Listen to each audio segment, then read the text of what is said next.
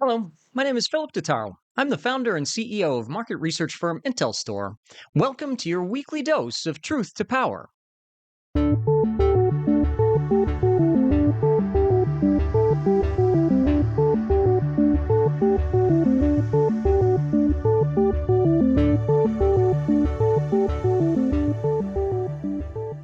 Truth to Power examines data driven insights for the energy sector with a focus on renewables. On this week's episode, we'll examine the state of renewable energy project development in Mexico and the companies looking to exit and enter the market.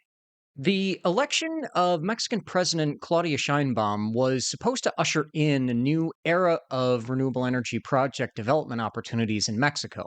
The reality, unfortunately, has been anything but rosy. Lack of adequate transmission, long interconnection queues, uncertainty over power offtake by the CFE, as well as legal issues around dispute resolution have led to a chaotic implementation of the reforms. And Mexico's currently grappling with 400 megawatts worth of wasted wind energy capacity as three fully constructed wind farms basically remain inoperative, stalled by persistent regulatory uncertainty and lack of interconnection. These projects represent over 5% of the country's current installed wind power capacity, and they're awaiting clear definitions within Mexico's new legal framework for the electricity sector. Ensuring legal certainty and establishing the technical conditions, it could mobilize up to $30 billion in new renewable energy projects. The new government has set ambitious goals of generating 45% of the country's energy from clean power sources by 2030, a significant increase from current levels. The full operation of those 400 megawatts worth of stalled wind power projects would immediately contribute.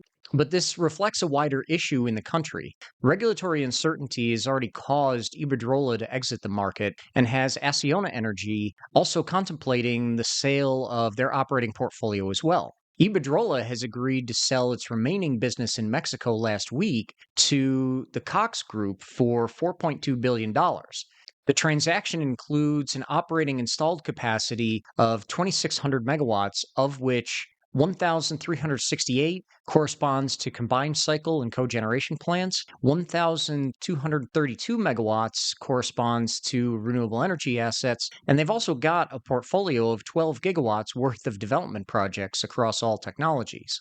The move follows Iberdrola's sale of 55% of its Mexican business to the government back in 2024 for $6.2 billion.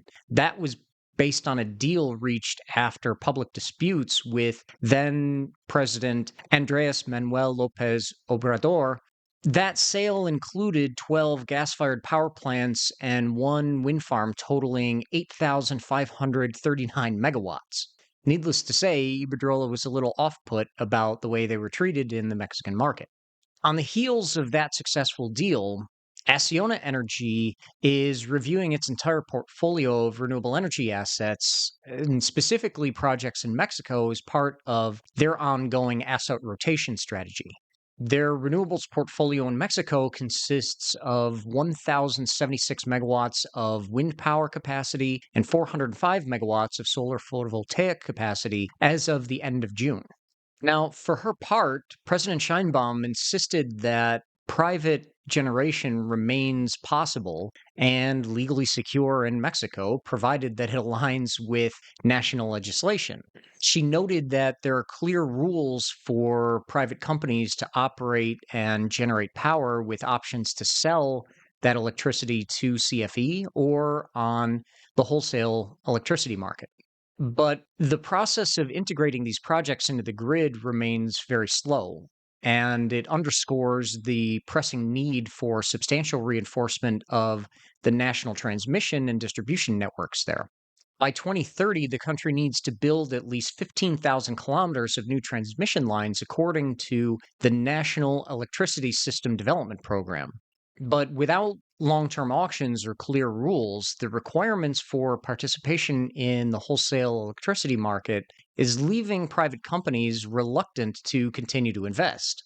PPA contracts arising from auctions could cover up to 95% of the increasing electricity demand. Prices are around $30 a megawatt hour US, but in isolated regions like the Yucatan Peninsula, they exceed $100 a megawatt hour. And while the Electricity Sector Act codifies certain regulations, additional laws are required to define how ancillary services or energy storage that could be required to provide grid stability would be integrated into the whole system. Currently, Mexico has 75 operating wind farms, which contribute 7,812 megawatts into the system. That's equivalent to over 5.68% of the national electricity mix. But ultimately, the Mexican wind sector could help to secure private investment of more than 6.5 billion in the coming years to support Mexico's commitments to the Paris Agreement. That investment covers about 30 projects in the development and permitting pipeline with defined property and reserve income agreements. That adds up to a total capacity of just over 5,000 megawatts. And at the end of the day, IntelStor remains upbeat on the market potential there, and we believe that President Sheinbaum understands the need for better legal certainty to unlock investment. Thank you for joining me this week. I'm Philip Totaro, and this has been your weekly dose of truth to power. Follow us on IntelStor's YouTube channel, as well as your favorite audio platforms.